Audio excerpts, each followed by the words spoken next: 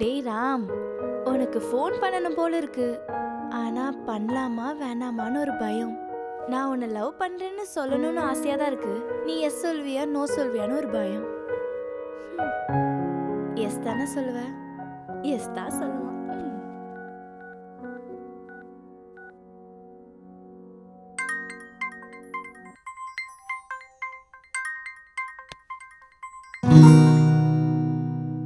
Hello hello, சொல்லு. உன்கிட்ட ஒரு விஷயம் சொல்லணும். நாளைக்கு காலையில 10 மணிக்கு காஃபி ஷாப்ல பார்க்கலாமா? என்ன எதுவுமே பேச மாட்டேங்கிறான். கடவுளே ப்ளீஸ் ப்ளீஸ் ப்ளீஸ் எஸ் சொல்லணும் எஸ் சொல்லணும். சரி. Okay bye. பாய்.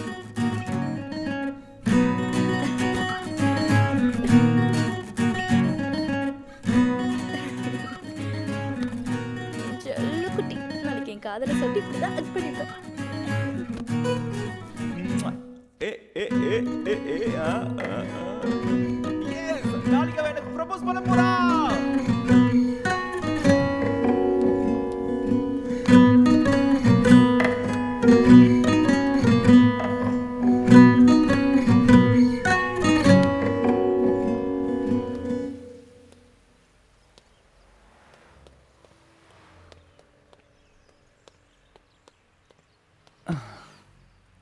எங்க இன்னும் ஆளை காணோம்?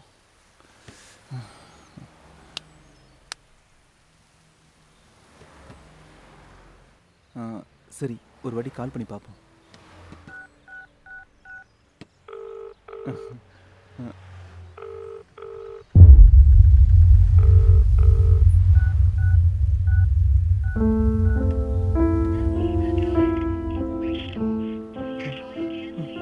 ஃபோன் சுவிட்ச் ஆஃப்னு வருது.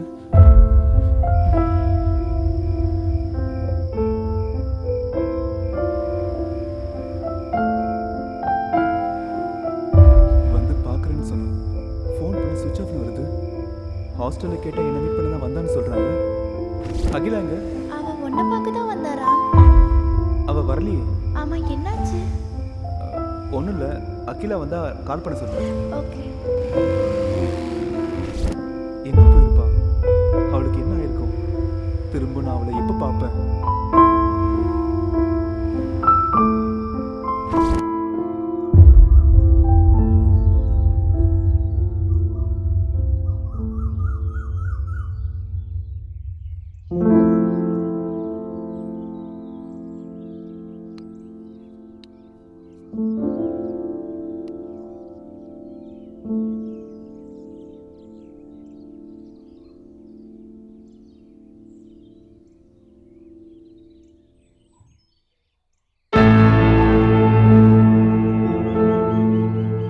வா போலாம்.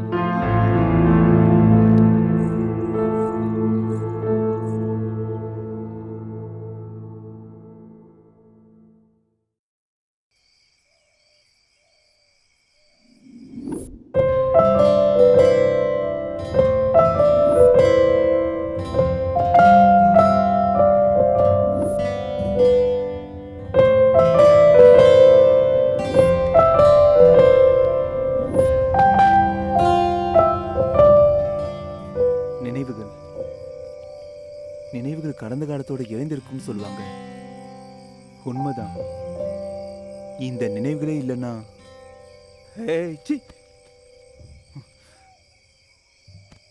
இது எல்லாம் மறக்கணும்னா பியர் வேணும். சிட்டியா இருந்தா பார்ல போய் பீர் அடிச்சிருக்கலாம். இங்க எங்க இருக்கும்? சரக்கு இல்லாம எந்த ஊரும் இருக்காது. ட்ரை பண்ணி பார்ப்போம்.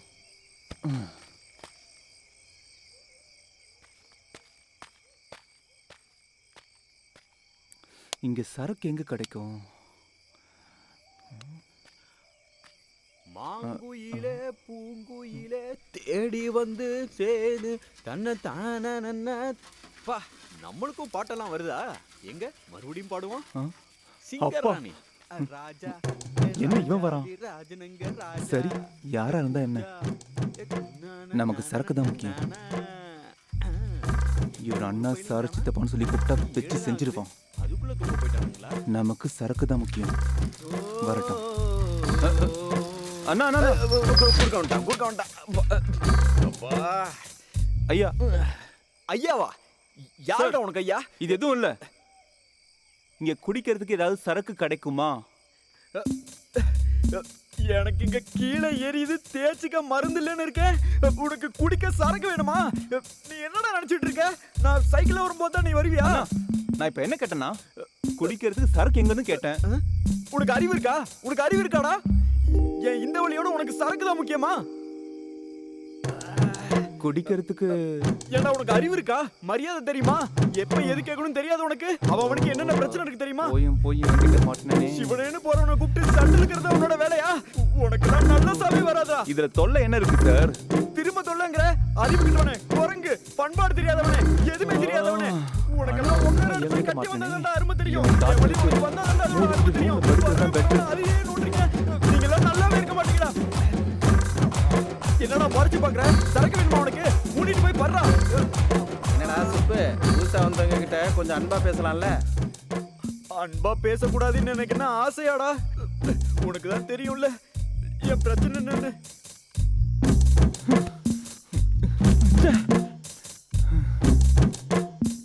எனக்கு பின்னாடி தேய்ச்சிக்க மருந்து இல்லைன்னு இருக்க. உனக்கு சரக்கு கேக்குதா? மூடிட்டு படுறா. சை.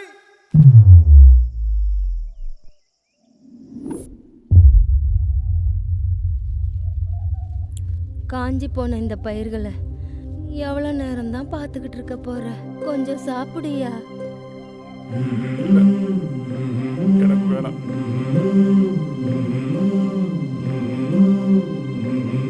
அந்த மழை எப்போ வரப்போதோ, நீ எப்போதான் சாப்பிட போறியோ? என்ன பண்றது? மண்ண போவான் இந்த மண்ணை நினைச்சாதானே. அப்படி சொன்னா எப்படியா?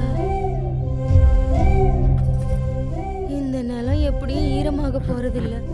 சாப்பிட வேண்டாம், கொஞ்சம் தண்ணியாவது குடிச்சுக்கையா. வேணாம் வேணாம். நீ எப்ப சாப்பிட போறியோ, என் வயிறு எப்ப நிறைய போகுதோ. இல்லடி. என்ன தாத்தா, பாட்டி அவ்வளவு கெஞ்சிட்டாங்கல்ல, சாப்பிடலாம்ல. இல்லையா பண்றது? எதை விதைச்சாலும் முளைக்காம கரியுதாயா போகுது. இப்படி இருக்கையில தொண்ட குழியில எப்படியா சோறு இறங்கும்? என்ன தாத்தா, உங்களுக்கு தண்ணி வசதி இல்லையா? அந்த 3 மரத்துக்கு பின்னாடி இருக்க பெரியசாமி நிலத்துல இருந்தா தண்ணி வரணும். அதுக்கப்புறம் தான் இந்த பூமி ஈரமாகும். ஆனா அவனோட பூமி ஈரமாறதுக்கு முன்னாடியே கிணத்துல இருக்க தண்ணி வத்தி போயிருது. அப்படி இருக்கும்போது இங்க எப்படி தண்ணி வரும்? ஏன் தாத்தா, இந்த வயசுல உங்களுக்கு எதுக்கு இந்த கஷ்டம்? எனக்கு உன்ன மாதிரி ஒரு பிள்ளை இருந்தாயா? அவ இருந்திருந்தா மூட்டை மூட்டையா பயிர் விளைஞ்சிருக்கும், என் வயிறு நிறைஞ்சிருக்கும். 3 வருஷமா மழையே பெய்யாம விதைச்ச விதையை முளைக்காம வாங்கின கடனை தீர்க்க முடியாம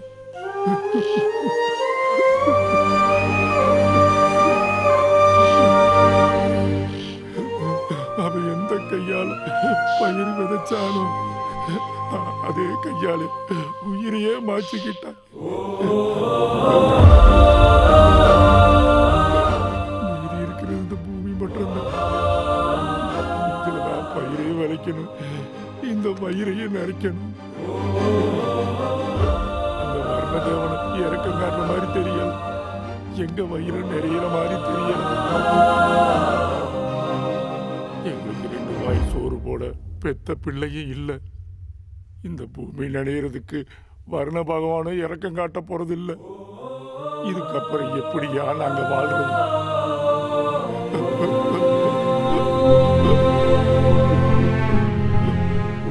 அன்னைக்கு என் பிள்ளையோட சாவை என்னால தடுக்க முடியல.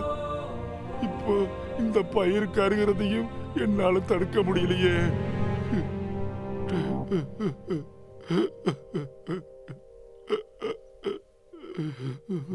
அழுதுரு தாத்தா, கடைசி அழுது முடிச்சிரு. உன் புள்ளையும் திரும்ப வந்துட்டா அந்த பூமியை ஈரமாயிடுச்சு நினைச்சுக்கோ.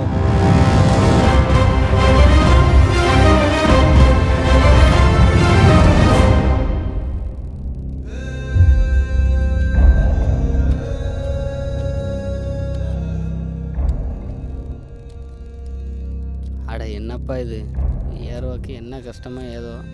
பின்னாடி தள்ளுங்க, கொஞ்சம் தள்ளி நில்லுங்க.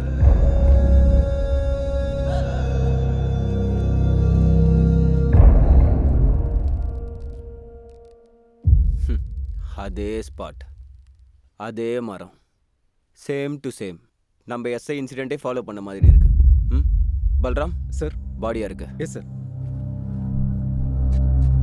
இது கொலையா இல்லை சூசைடா?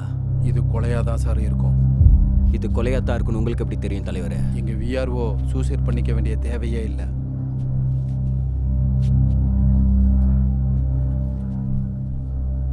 சரி பாப்போம். பல்ராம் சார். நல்லா தேடு, நமக்கு தேவையான ஆதாரம் கிடைக்கிறதுக்கும் வாய்ப்பு இருக்கு. Okay sir. அந்த பாக்கெட்ல சூசைட் நோட் மாதிரி ஏதாவது எழுதி வச்சுட்டு இறந்துருக்காரான்னு பாரு. சூசைட் நோட் இருக்கு சார். நான் சொல்ல, சூசைட் லெட்டர் எழுதி வச்சுட்டு தான் தூக்கு மாட்டியிருப்பாருன்னு. எங்க எஸ்ஐயும் அப்படிதான். இது சூசைட் தான் தலைவரே. பல்ராம், அந்த சூசைட் லெட்டர்ல என்ன இருக்குன்னு படி. சார், கடவுள் போன்ற என் தலைவருக்கு ஐயா, என் ஆரோக்கியத்தை பத்தி உங்களுக்கு நல்லாவே தெரியும். இந்த சக்கரை வியாதியால என்னோட பொறுப்பான வேலைகளை என்னால செய்யவே முடியல. அதனால நம்ம கிராம விவசாயிகளுக்கு என்னால உதவி செய்ய முடியல.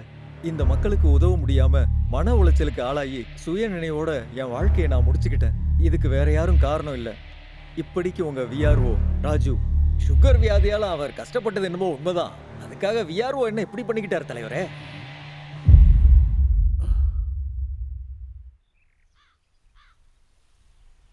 டேய், நம்ம விஆர்ஓவை கொலை பண்ணியிருப்பாங்களோ?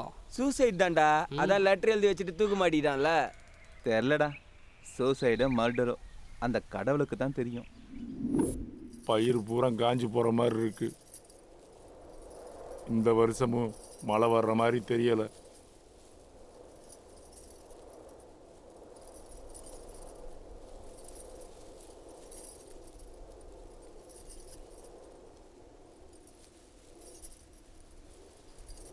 அந்த மழை துளியும் விழுகிற மாதிரி தெரியல.